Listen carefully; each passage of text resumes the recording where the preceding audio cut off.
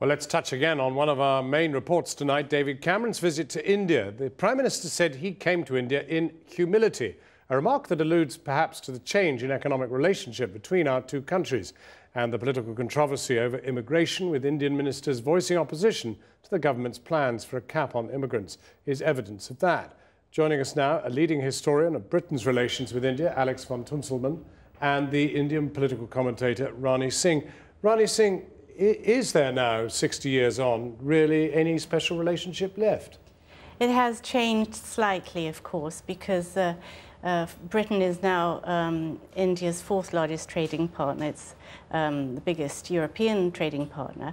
But of course, India's biggest trading partner is the US. So Cameron has been very smart, I think, in taking this huge delegation, the biggest in decades, to India, in realizing that India, as he tries to pull Britain out of the recession, India with a growth rate of around 7–8+, and with a middle class with a big disposable income of 50 million at the moment, predicted to rise by 2025 to 500 million.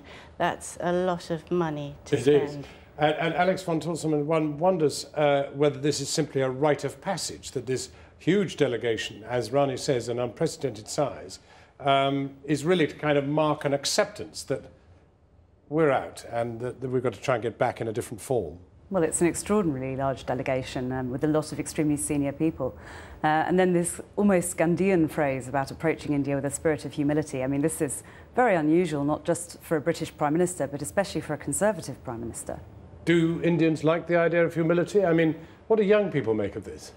Young people in India, they're treating this visit with quite a degree of surprise, actually. And it's like, OK, show us what you've got.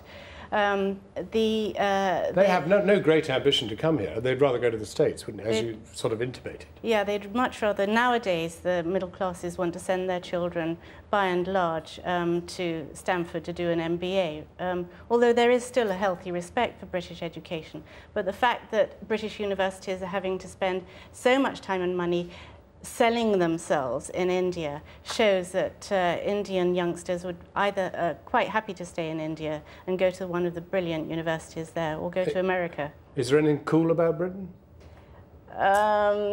Cool. Well, Cameron's visit has had very muted reception in the press. I'm afraid, I shouldn't say this sitting in Britain, but Indians are a lot more excited about Clinton and Obama scheduled to come in November.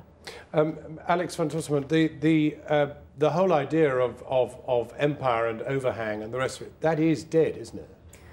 Well, I don't think we can rely on it anymore. I don't think it's something that, I think for a long time Britain's been has taken it for granted, really, that there'll be this relationship with India. And actually, while we've been sleeping, India has been looking everywhere else. I mean, there is a lot of Indian business in the US, as Ronnie said, but also in Canada and, and in a lot of the emerging economies as well. And then with the talk of Pakistan today and saying the country can't look each way, which of course will be music to the ears of Indians, is Pakistan the casualty of our imperial activities? Well, there's certainly an argument to be made for that, and I mean, that is going to make headlines, I'm sure, tomorrow in India and in Pakistan, and it's going to go down very badly with a lot of Pakistanis. What did you make of it, Rani Singh? It was very much what India wanted to hear, and I think there is an acknowledgement on the part of Britain and other countries that Pakistan needs to get its act together, and they're voicing it much more vociferously than they've done before. It's interesting because, of course, tensions after Mumbai over the Muslim terrorist attack, Islamic terrorist attack, clearly rose. But on the other hand, there is a serious insurgency inside India which has nothing whatever to do with Islam, but it's all to do with Maoism. Yes, you're talking about the Naxalites, which is a growing insurgency, and Manmohan Singh, the Prime Minister, has referred to it as India's biggest internal problem. So yes, that is a homegrown one. The other reality is that, of course, one very strong strand of British activity since independence has been aid. And British aid is still pouring into India. It's the biggest aid budget going, and it's going into the poorest quadrant practically in the world. That's a curious imbalance with What else is happening? Well, India is a land of contrasts. It's the standard travel cliche, but there's a lot of truth to that. It's a country with enormous and growing wealth, but also enormous poverty, and that's also growing. And what would you say, Rani Singh, to those who must already be saying in Britain, and you do hear it, why don't the Indian middle classes, instead of going for the MBAs in Stanford, do something about the poverty that is abroad within their own midst? You know, I've just spent a long time in India researching this very much on this topic.